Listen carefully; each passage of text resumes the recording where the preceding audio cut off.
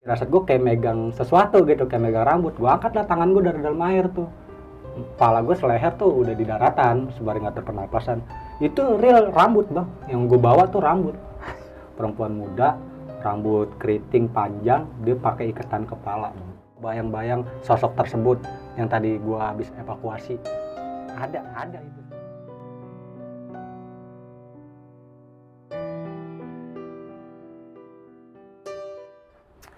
Assalamualaikum warahmatullahi wabarakatuh. Balik lagi dengan gue Indra di Besok Pagi. Sebelumnya gue sangat berterima kasih banget buat teman-teman semua yang sudah mensupport, menonton, mendengarkan Besok Pagi sampai saat ini.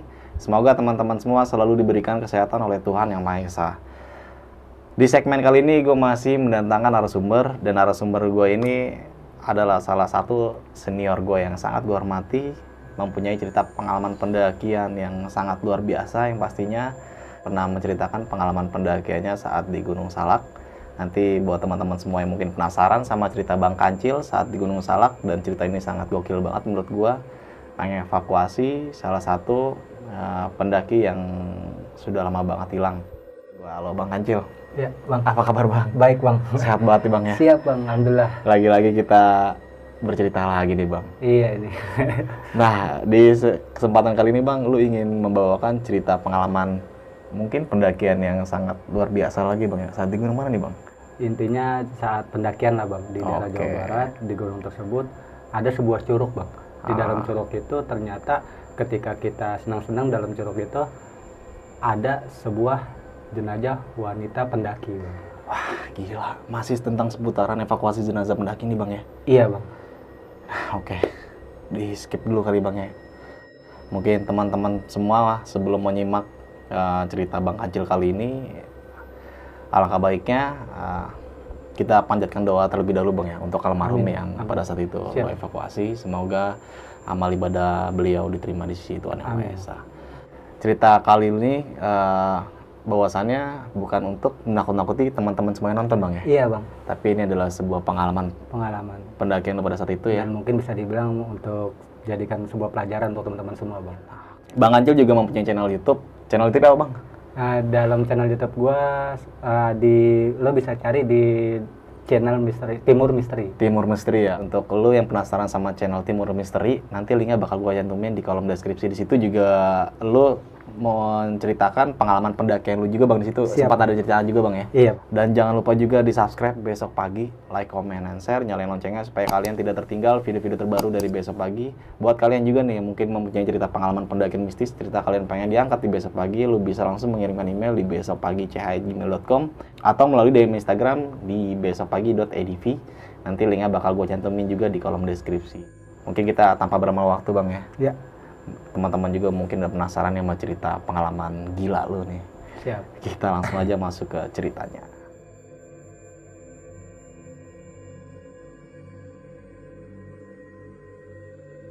Awal mula cerita perjalanan pendakian lu pada saat itu sampai akhirnya lu mengevakuasi jenazah pendaki lagi nih Bang. Gimana sih Bang awal mulanya itu? Oke Bang. Kali ini gua akan bercerita lagi dalam channel ini Bang.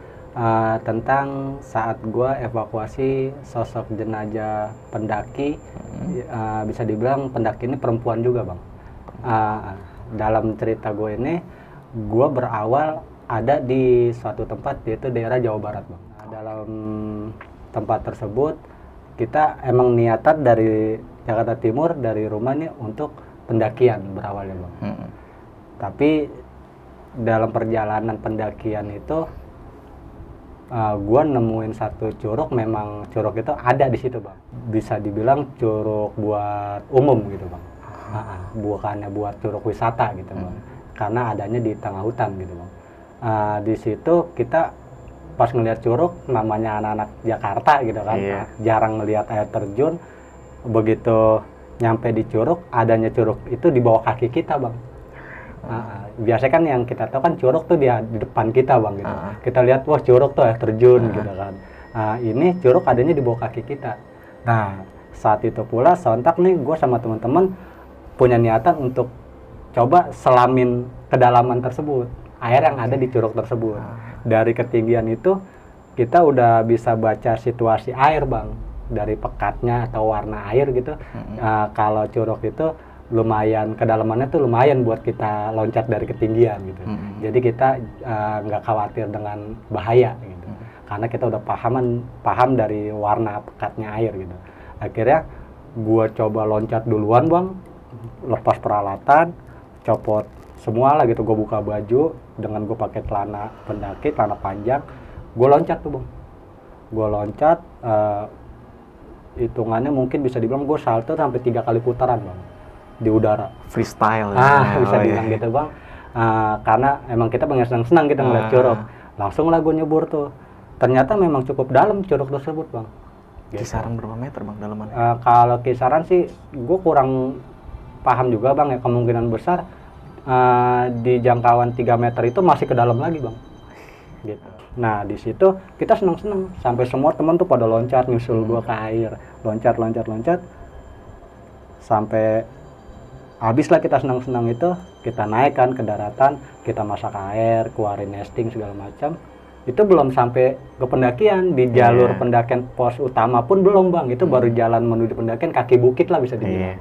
Nah di situ emang kita senang-senang bang, begitu kita masak air, pengen bikin ya makanan lah gitu, karena kita kan habis ngerendam di curug kan, air curug itu kan dingin lah bang, air gunung itu dingin, kita pada menggigil dengan telanjang dada. Akhirnya kita masak air buat ngangetin tubuh tuh dengan kita nyeduh kopi atau bikin susu gitu bang, terus selebihnya kita masak indomie. Ini ada petua tersebut ada di kaki bukit tersebut bang, di dalaman lingkaran kita itu. Entah beliau ini dari mana datangnya, tahu-tahu dia nongkrong tuh di atas tempat kita loncat. Petua itu yang dimaksud siapa bang? Ya bisa dibilang orang tua setempat lah di kampung situ. Dia sama 1 ekor anjing, mungkin itu piaraan dia ya bang, bisa dibilang, karena saat kemunculan dia itu diiringin sama 1 ekor anjing bang. Dan anjing itu ternyata cukup jinak buat gua gitu, enggak kalau ngeliat orang kagak galak dan buas lah gitu. Jadi santai tuh anjing gitu. Tuh dia nontonin kita dari kita berenang, nyelam di air, terus kita senang-senang di air sampai kita ngeres untuk masak air gitu, untuk ngangetin badan karena dinginnya air. Dia nontonin di atas bang. Nah karena gue lihat dia itu orang tua gitu, gue samperin bang, gue panggil abah lah beliau. Assalamualaikum, punten bah, kita lagi senang-senang di sini, lagi pada numpang main di sini. Oh sok mangga sekalian atuh. Belum paham bang di situ bahasa orang tua tersebut di dalam diri gue. Kode, ternyata itu kode bang. Sekalian atuh kata dia gitu bang. Nah dalam arti sekalian itu gue pikir kan kita masak air bang, dia minta kopi atau susu gitu, atau sedikit cemilan kita buat binatangnya yang dibawa sama dia, yaitu seekor anjing. Ternyata nggak sampai di situ. Oh siap bah, naon teh, siap maneh kata gitu kan. Mau kopi apa susu bah? Roti ada kok roti. Maksud gue kan mungkin buat ngasih makan anjingnya gitu, hewannya gitu kan. Ternyata dia ngelak dari omongan gue tersebut, dari tawaran gue tersebut dia ngelak. Siapa yang mau? Kagak ada yang mau. Abah udah ngopi, saya udah ngopi kata dia. Akhirnya dia bilang maksudnya kalau udah kelar ngopi nyebur lagi, nih di bawah saya jongkok ada lorong, selemin aja dulu. Sampai mana jauhnya, dalamnya ada lorong, nanti kamu ketemu lorong. Tapi hati-hati, harus pakai alat, ada yang bawa alat ente katanya. Wah alat apaan buat nyelam air, kan kagak ada, kita kan mau mendaki. Wah kita nggak berani bah, kalau emang ternyata ada lorong mah kita tadi kagak mandi di sini. Ternyata curug tersebut itu bukan hanya curug, itu aliran erba gitu. Kalau ada erba tuh itu udah ngegulung bandang di situ bang, kayak pohon-pohon tinggi itu kesapu sama air bang, jadi tumbang nganyutnya ke situ, jatuhnya ke curug itu. Ternyata itu aliran air bang gitu. Cuman di situ memang pas jatuhnya air ada bulatan begitulah, buat nyelam tuh enak karena cukup bening buat gua airnya gitu. Sejuk pula lah. Akhirnya kita bilang kan nggak berani gitu, kalau ternyata ada lorong tadi kita nggak berani main di sini bah, kita lanjutkan pendakian. Jangan begitu, di sini kamu lagi dibutuhin sama teman-teman. Emang saya lagi nyari nunggu orang katanya gitu. Akhirnya dia tuh pergi ke dalam hutan, gue nggak tahu ya bang dia kemana, karena kita kan lagi masak air gitu kan, lagi pengen minum kopi lah gitu, mau yang hangat-hangat buat badan kita yang pada menggigil, pada dingin. Selang berapa menit dia ngelemparin tali tambang bang, tambang dadung cukup panjang buat gua. Dilemparin sama dia, ikat di pinggang, sebagian pegangin, selemin yang berinisial, nanti di dalam ada saudara sampean, ada saudara maneh, bukan sampean, gue jadi ingat pendakian gue di Jawa bang. Akhirnya ada saudara maneh, loh kok saudara, kan dalam hati nih, teman-teman pada heran, kok saudara, maksud saudara apa nih? Temen yang lagi di depan kompor nih, lagi nunggu air mendidih, sedikit ngomong lantang gitu bang, kenceng lah suaranya. Karena jarak gue dari dia tuh sama Abah tuh agak jauh gitu dari teman gue itu. Mungkin ada mayat men, langsung begitu. Sontak temenku ngomong gitu. Tapi ras gue langsung kagak enak bang. Hawa gue tuh langsung kagak enak di situ. Bulu gue pada merinding lah gitu, bulu kuduk gue. Ditambah kan gue saat itu habis nyelam ya, habis berenang, habis kedinginan lah gitu. Temen langsung ngomong begitu, sontak tuh pada merinding bulu gue bang. Mungkin ada mayat men. Men udah kagak nggak panjang lebar. Gue turun, gue tinggalin Abah. Bah mau ke teman-teman dulu. Itu tali udah amanin sama teman gue yang di bawah, yang lagi pada nyeduh kopi. Itu lagi dibuka ikatannya, terus diulur panjangnya seberapa. Siapa yang berani nih?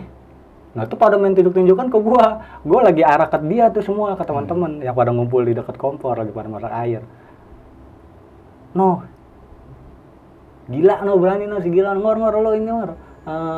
Nyelam lagi kalau masih kuat. Gue mau nggak ada yang kuat, soalnya dingin, memang dingin bang, airnya tuh dingin. Kita selamin kena kulit aja tuh, kita kobok airnya tuh dingin, kita ceburin tangan tuh dingin banget lah air. Ya udahlah kalau emang begini, soalnya kan ada orang tua itu nungguin gitu. Jadi percayanya diri gue bukan dalam arti bukan gue so hebat atau gue so jadi apalah di situ superhero atau apa bang, karena orang tua itu minta tolong dan minta cek kedalaman di dalam lorong tersebut.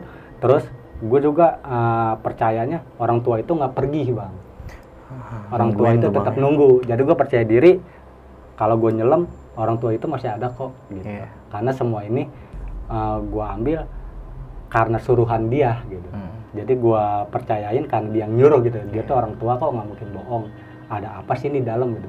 Gue nyebur lagi lah bang, cuman pinggang itu gue ikat pakai tali dadung bang, tali tambang yang gede tuh bang, yang coklat.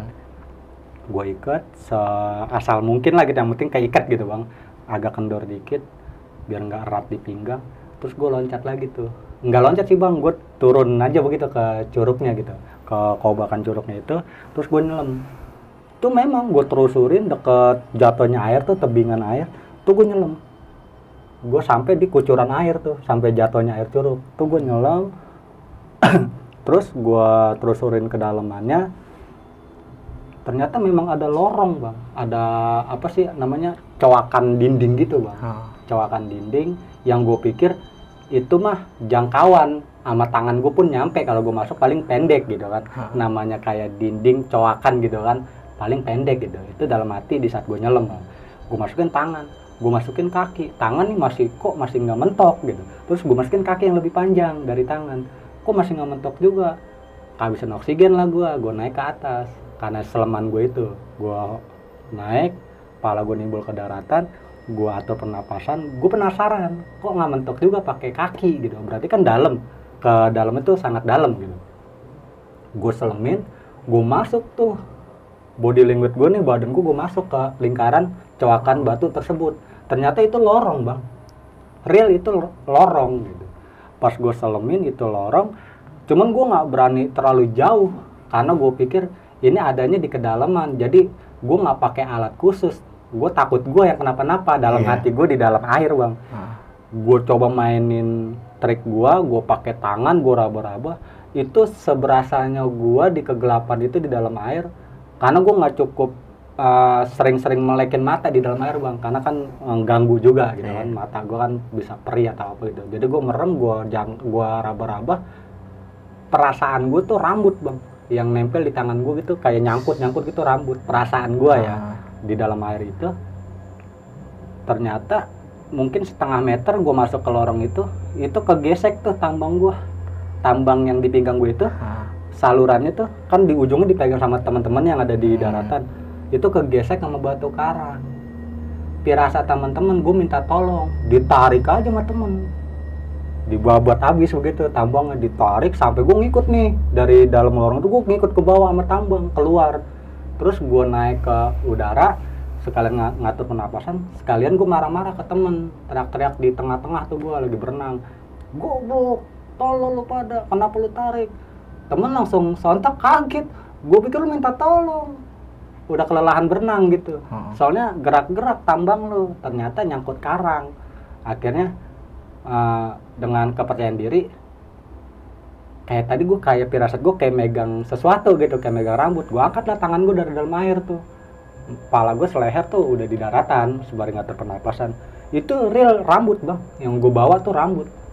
Jadi mungkin saat gue ngeraba-raba di kegelapan, karena gue merem ya di dalam air, itu kelilit jari gue sama rambut almarhum. Oke. Di situ bang. Nah, akhirnya ketarik body language gue sama temen, karena tali itu kegesek-gesek karang, disangka gue minta pertolongan karena kehabisan oksigen atau kenapa gitu kan. Real rambut yang gue lihat, gue atur pernapasan, gue nggak pakai izin temen, ulur gue bilang, lepas aja tuh tali, jangan lu pegang. Masuk lagi gue ke dalam air. Itu baru sampai di mulut coakan karang itu bang, gue udah tabrakan sama pala bang. Aduh. Jadi bisa dibilang gimana ya? Mungkin saat awal gue ngeraba-raba itu, memang itu dia udah keluar karena kena gesekan arus air yang gue masuk ke dalam lorong itu. Jadi dia sempat keluar. Almarhum tersebut tuh sempat keluar, kedorong sama ombak yang masuk ke dalam lorong karena adanya gue masuk gitu kan. Akhirnya gue mau selemin lagi, dia keluar, tabrakan pala sama pala bang. Begitu gue tarik mundur badan gue lari lagi ke udara untuk ngambil pernapasan, muncul bareng. Posisinya gue berdiri, munculnya di tiduran ngambang. Itu udah sangat bengkak badannya dia. Itu semua udah, apa ya, kalau bisa dibilang kalau kata daging, gembior apa sih bang namanya? Lembek. Jadi gitu ya? lembek. Bisa dibilang gitu, kayak bubur lah. Kalau kita pegang, kayak kita megang bubur gimana sih bang? Nah itu, sorry nih bang, gue boleh ngerokok dulu bang ya? Boleh bang, silakan bang. Gue jadi ke bawah ini bang. Jadi disitulah bang, almarhum barengan nimbul dari kedalaman sama gue. Cuman posisi dia tiduran ngambang, gue tuh berdiri gitu bang.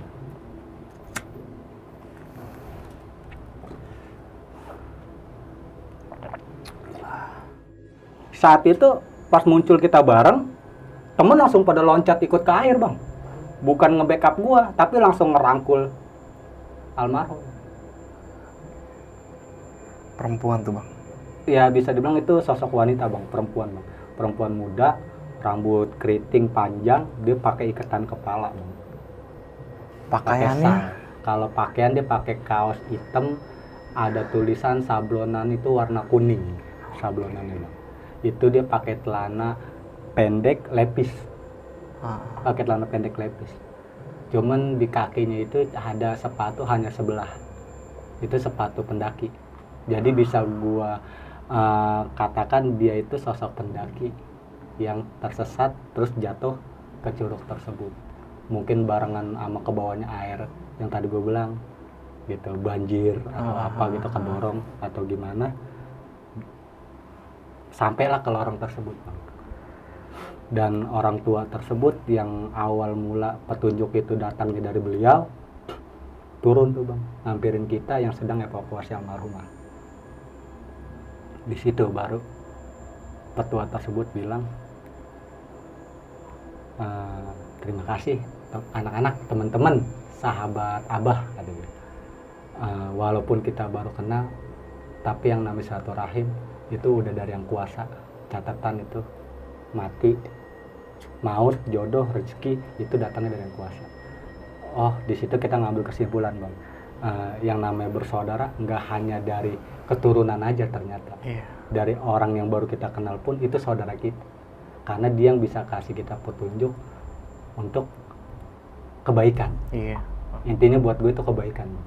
Jadi kita evakuasi dari air, kita bawa ke daratan bareng teman-teman, terus gue rapihin juga diri gue yang masih kelilit tali ya bang. Itu gue copot tali dari pinggang gue, Terus si orang tua tersebut ngomong, selain dia bilang terima kasih, almarhumah sudah ada 6 bulan. Ih, gila lama banget Nggak bang ya. ada yang nemuin. Dan saya ini dapatnya dari temen. Ternyata gua selamin beliau, gua akrabin beliau, seperti bisa dibilang dia petua di situ, seperti kayak paranormal gitu bang. Maksudnya dia juga bisa nolong-nolong orang gitu. Jadi mungkin dikit banyaknya yang dia bicarakan, dia dapat omongan ada jenazah nih perempuan yang hilang tersebut selama 6 bulan di dalam air ini. Itu omongan itu dari teman itu bukan teman nyata ternyata bang. Teman gaibnya dia. Oke. Gitu. Karena dia bisa dibilang kalau bahasa sini apa ya, orang spiritual lah ya, dia orang pinter lah gitu. Dia bicara ke kita gitu, karena ada yang bilang ke saya, teman saya bilang ada di sini, cuman saya nggak bisa berenang, jadi saya nunggu orang yang pada berenang di sini. Dan kebetulan pada saat itu lu datang. Alhamdulillahnya di situ. Jadi sekali lagi, ya itu yang gue bilang, keberuntungan datangnya dari mana aja. Buat gue ini salah satu keberuntungan gitu. Ya karena dikit banyaknya perjalanan, selama perjalanan ya gue jalanin apa adanya, terus tiba-tiba rezeki gue datangnya dari nolong orang, terus ketemu sesuatu, terus kenal sama orang baru gitu aja bang. Mungkin cerita gue tentang ini semua sampai di sini aja sih bang. Oke, nih Bang Anjel, thank you banget ya bang ya, udah mau nih berbagi pengalaman lu yang mungkin ini udah lumayan cukup lama atau? Usia gue kurang lebih masih ya kisaran 19 ke 20 lah. Oke. Nah nih bang, setelah mayat lu udah dinaikin ke daratan bang ya, tugas lu pada saat itu bersama petua yang ngasih petunjuk itu membawa jenazah itu kemana tuh bang? Itu urusannya sampai di situ kita ditawarin. Langkah awal bicara petua itu, kamu awalnya mau kemana? Pendakian pak. Ya sok pendakian, cuman tunggu sebentar. Emang gue disuruh nunggu selama setengah sampai 1 jam lamanya. Itu ada beberapa warga lagi datang. Karena mungkin si orang tua tersebut itu kisaran jam sore, jam 3-an lah bang. Itu mungkin kayak, kalau kata gue sih kayak apa sih, orang-orang sana petani apa-apa gitu bisa dibilang sih ya, kayak orang yang sering ke hutan gitu bang. Warga setempat lah bisa dibilang, pada bawa binatang, yaitu ya seekor anjing gitu bang. Entah dia itu petani atau pemburu binatang lainnya gitu, soalnya pada bawa binatang. Nah itu pada turun bang. Selang gue nunggu setengah sampai 1 jam lah lamanya sama orang tua tersebut, datang tuh rombongan orang-orang tersebut. Akhirnya diteriakin sama orang tua itu, pada menghampirin kita, mereka yang evakuasi bang.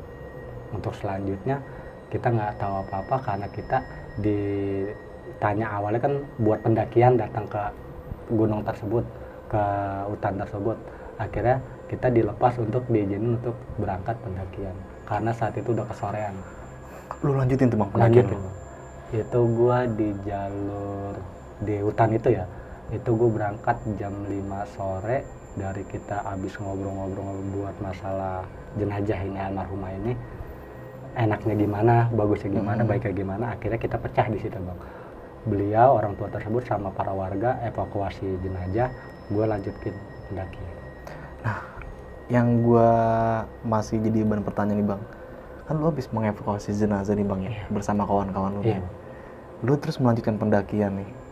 Iya bang, di 4:30. Nggak ada rasa takut atau merinding melihat sosok jenazah yang belum lama itu lu evakuasi? Gimana tuh bang? Lu nggak ada rasa takut sama sekali gitu? Ya gimana ya bang, ya itu nggak bisa dipungkirin bang. Kalau rasa takut, terus gelisah, panik, merinding, atau nanti takutnya pas gue ngecamp di atas udah kemalaman atau di jalur kemalaman, gue kebayang-bayang sosok tersebut yang tadi gue habis evakuasi. Ada itu semua bang. Di diri kita masing-masing ada. Cuman kan kita ngambil dunia nyatanya bang. Awal lo belum begini, lo manusia, sama sama kita. Jadi buat apa kita takut? Toh kita semua bakalan sama kok. ngadepin mati, ngadepin maut. Mungkin caranya yang berbeda. Kan gitu. Ya udahlah, orang kita niat awal kemarin mau pendakian, ya kita terusin pendakian. Real itu kita kompak, terusin udah. Dan fun gitu bang di pendakian. Seneng udah, have fun aja bareng-bareng. Kagak kita di jalur tuh arah mau muncak di pos berapa kita ngeres, di jalur apa kita ngeres, kita ngomongin beliau almarhum. Enggak kita omongin. Karena buat kita ya udah yang tadi. Toh orang udah nggak ada. Dia udah meninggal kok. Dia udah hidup tenang kok. Dan dia udah kita temuin gitu. Mungkin udah saatnya walaupun hanya jenazah, dia tuh masih bisa ketemu keluarganya dan diurus dengan layak. Cara pemakaman atau apanya gitu. Ya kita cuman di situ ngambil kesimpulan turut belasungkawa aja atas kejadian ini. Udah gitu doang. Nah, tadi kan lu sempat menjelaskan bang ya kalau jasad si almarhum ini kan udah lembek nih bang. Iya bang. Tapi ada nggak sih bang dari beberapa bagian tubuhnya itu yang luka segala macam pas lu perhatikan? Ya itu awal gua berbarengan keluar dari air sama almarhum itu temen dengan sigap pada loncat walaupun dia masih ngerasa dingin pada ya habis pada berenang merasa sigap dan loncat untuk bukan evakuasi gua tapi evakuasi almarhum karena dia di situ entah kenapa teman-teman emang pada hal-hal kayak gitu langsung cepat gitu gerakannya karena mungkin udah terbiasa dan yang dia rasakan mungkin saat menolong sama seperti yang gua rasa gitu. Kita semua saudara itu doang intinya. Pas dievakuasi baru di situ yang tadi gua bilang kan lembek apa sih namanya kalau kayak bubur gitu dan itu membengkak badannya.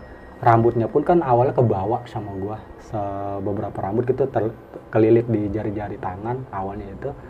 Jadi kan rontok gitu bang, udah pada apa sih tepok lah dari kulitnya. Pas diangkat, ditaruh digeletakin di tanah, itu mungkin palanya keganjel batu atau apa, itu cair bang, keluar cairan dari pala. Pas diangkat ke daratan gitu bang? Soalnya kan di pinggir-pinggiran curug itu kan batu-batu karang. Iya. Ada firasat nggak sih bang sebelum lo naik itu sampai akhirnya lo harus mengevakuasi jenazah? Kalau firasat yang tadi gue bilang awalnya sih kita memang niatan dari rumah ya karena kita nih semua yang saat kejadian itu ada ya kita rombongan dari Jakarta Timur ini tim Karang Taruna. Bisa bilang bukan mapala ini mapala itu pendaki ini enggak. Kita berawal saat itu kebetulan semua yang berangkat tim Karang Taruna di wilayah gua, tim Karang Taruna. Dan real buat have fun pendakian, buat senang-senang di jalur, buat senang-senang di gunung. Dan gak ada punya firasat sama sekali yang aneh-aneh gitu bang ya? Iya, itu semua kagak ada bang, pure aja begitu, jalan apa adanya. Cuman memang di salah satu teman gua ada gimana ya, kalau dia emang awalnya sih dulu kita ngerasa dia nih nakut-nakutin. Dia ini apa namanya ngeledek bercandanya kelewatan gitu. Pas sampai di daerah Jawa Barat di satu rumah penduduk di situ kita ngeres begitu nyampe banyak omongan dia yang nyakitin buat kita. Dalam arti nyakitin tuh kayak nakut-nakutin kan bikin kita kesel. Dalam arti nyakitin tuh jadi kita kesel gitu bang. Bercanda lu kelewatan gitu. Tahu-tahu dia dari kamar mandi lari keluarnya terus ngelihat kemana pemandangan di malam itu dia ngobrol gitu kan terus dia teriak gitu dia suka ngeluarin gaya-gaya kayak gitu bang. Dulu sih kita ngerasa dia jahil iseng doang gitu cuman kesininya karena kita kecil bareng gitu sampai kita dewasa kita paham emang dia salah satu dari rombongan kita nih dia doang gitu kayak gimana sih kalau orang dulu bilang tulang rusuk apa gitu tulang punggung tulang rusuk longgar kosong jarang apa ini gitu. Apa iga jarang ya kalau orang dulu kan suka kesurupan kalau dia beda bang dia suka ngeliat-liat yang kagak kita lihat gitu punya kemampuan yang di luar batas nalar orang umum lah bang ya mungkin bisa dibilang kayak gitu bang cuman hal-hal kayak gitu kita anggap bukan biasa ya gimana ya ya udahlah itu udah karakter lo itu udah jadi takdir hidup lo catatan hidup lo ya udah lo nikmatin aja cuman kalau bisa jangan berbagi gitu ke kita dalam arti berbagi lo lihat terus lo bicara sama dia depan kita semua kan kita nganggapnya lo gila iya dan lo rese gitu jahil gitu lo rese lo gitu redam rese itu kan nakut-nakutin, bikin kita suges. Itu doang sih bang. Nah nih bang, waktu pendakian di saat itu berapa orang bang? Itu kurang lebih kita berangkat awalnya ya bang, dari rumah itu kita 13 orang. Cuman jadinya pendakian itu jadi berangkat karena saat itu kita, bukannya saat itu aja sih, setiap bikin acara kita nggak pernah ngejanjian. Ini malam ini gue janjian sama lo nih bang, kita ke Semeru yuk, acara gitu. Nah dari lo, teman-teman, kita omongin, ya udah bulan depan, nggak begitu kalau gue. Jadi kita nongkrong di gang gitu, namanya nongkrong di kampung sendiri ya, nongkrong di luar rumah gitu di gang, gitaran, nongkrong, canda-canda, ngecamp ya, ngetrek ya, gunung mana? Gunung ini. Oh ya udah, pulang, mencar masing-masing tuh. Gitar ada yang bawa gitar dari rumah dibawa pulang lagi gitar. Itu taruh gitar langsung packing. Langsung jalan tuh bang? Jalan. Ntar toto via WA, SMS. Gue udah di stasiun ini, gue udah di terminal ini, gitu biasanya. Dan berangkat juga sendiri-sendiri gitu bang? Orang gue itu dia pada pulang, lah gue tinggalin nih di gang nih, di tongkrong sendirian. Pada gila nih, udah gue pulang. Nah di rumah gue nyetel TV, nonton TV bang gue. Toto SMS tuh masuk. Dulu gue masih megang, kalau nggak salah gue masih punya, gue juga kan terlibat dalam satu organisasi komunitas motor bang dulu, motor jadul. Jadi gue masih miara barang-barang elektronik jadul dah. Oh ya, antik lah ya. Kayak Nokia jadul gitu bang. Nah itu masuk SMS. Gue udah di Pasar Rebo. Lah gue kaget. Jadi gak nih, gue di Pasar Rebo, kalau nggak salah begitu, seingat gue. Lah gue kalang kabut. Apa gue masukin udah nggak pakai mikir lagi. Pokoknya biar kebentuk keril gue kayak gimana pun gitu harus rapi nih keril gue, diri kokoh, terus di pundak gue ngerasa nyaman. Akhirnya gue cabut, pakai sendal jepit swalau lah gitu gue. Cuman gue bawa cadangan 2 di keril, yang gue pakai 1, jadi gue bawa sendal jepit 3 lah. Emang gue kalau pendaki keseringan bawa sendal jepit bang. Itu gue bawa sendal jepit, langsung gue cabut malam itu ke Pasar Rebo. Cuman yang temen gue pertama kali ngabarin gue melalui komunikasi itu udah cabut mobilnya. Jadi gue sendiri nih, nyari mobil sendiri gitu. Nah di situ emang udah pada rese gitu kalau anak-anak gue. Akhirnya ketemuannya ya di tempat tersebut, di rumah penduduk di daerah Jawa Barat tersebut. 13 orang tuh bang? Awalnya 13 orang, akhirnya yang jalan itu kita sekisaran 9 atau 10 saat itu gitu. Kalau nggak salah sih 9-an sampai 10 lah yang hadir di rumah sampai di Jawa Barat tuh, daerah Jawa Barat, di rumah penduduk tersebut. Kita ngeres di situ, itu ketemu di situ. Selang selisih berapa menit, beberapa jam, muncul satu saling gerutu. Jadi datang udah gerutu, jadi gue baru nyampe ngomel sama yang udah ada, yang udah temen gue yang udah nyampe duluan. Sialan lu ninggalin gue. Ya, paling dia ngabainnya cuma nyeduh kopi, nih lu minum nih, lo ngaso dulu, istirahat dulu, tarik napas dulu gitu doang. Cuman udah ketawa-tawa gitu doang. Nah, Bang Anjil, lu kan sering banget nih ya, ibaratnya di sini bisa gua katakan ya menolong lah Bang ya, menolong saudara-saudara kita yang hilang di gunung nih Bang. Ya. Sempat lo menjelaskan di cerita sebelumnya nih, kalau lu itu emang menolong pendaki-pendaki yang hilang itu nggak cuman sekarang ini Bang ya. Iya. Ada beberapa juga yang lu tolong juga. Nah, ada ini nggak sih Bang, apa ya, kalau bilangnya ya, feedback nggak sih Bang dalam diri lu setelah lu menolong saudara lu yang lu nggak kenal, entah itu orang mana, ada feedbacknya nggak sih Bang di hidup lu lah? Kalau yang gue rasain sih sejauh ini Bang ya, kalau soal ke situ nggak terlalu ini juga sih Bang, gue nggak terlalu pikirin, terus gue nggak banget ngalamin hal-hal kayak misalkan gue sampai di rumah terus udah kejadian udah berapa hari yang lalu gitu kan, kejadian gue nolong itu gue diimpiin atau gue apalah gitu dijailin gitu. Itu nggak ada sih Bang. Cuman yang gue rasain mungkin ini aja sih Bang, dalam perjalanan hidup gue ngerasa enteng dan nikmat aja walaupun gue hidup pas-pasan, terus kita dari hanya komunitas kecil gitu, cuman ya senang aja kemana-mana kita have fun gitu Bang. Jadi kagak ada yang kita beratin gue harus punya ini, toto ada gitu. Nggak diduga-duga tuh bang. Kagak diduga-duga. Jadi kayak dia zaman itu ya kerja juga belum apa belum. Tapi ada aja sampingan yang bisa menghasilkan uang dan kita beli alat tersebut gitu doang bang. Jadi gue ngerasa dimudahin kayak mungkin imbasnya dari situ bang. Intinya kita menolong orang itu harus dengan ikhlas bang ya. Iya mungkin bisa dibilang gitu sih bang. Ikhlas bahwasanya kita nggak bakal merasakan rugi bang. Dan Karena semua itu kan Allah nggak tidur bang. iya, dan semua itu ada balasannya juga bang ya. Amin. Oke nih Bang Kancil, thank you banget udah berbagi ceritanya di Besok Pagi. Semoga teman-teman semua yang menonton cerita dari Bang Kancil bisa mengambil sisi positifnya. Nah sebelum mengakhiri cerita nih Bang, punya pesan-pesan nggak sih Bang buat teman-teman semua nih yang nonton? Dalam diri masing-masing kan kita punya karakter tersendiri. Iya. Jadi nggak bisa juga gitu dibilangin pesan-pesan takutnya gue banyak berlebihan atau apa. Intinya saling pada jaga diri aja. Oke. Itu aja dari gua Indra dan Bang Kancil. Dan buat kalian semua jangan lupa juga di subscribe Timur Misteri.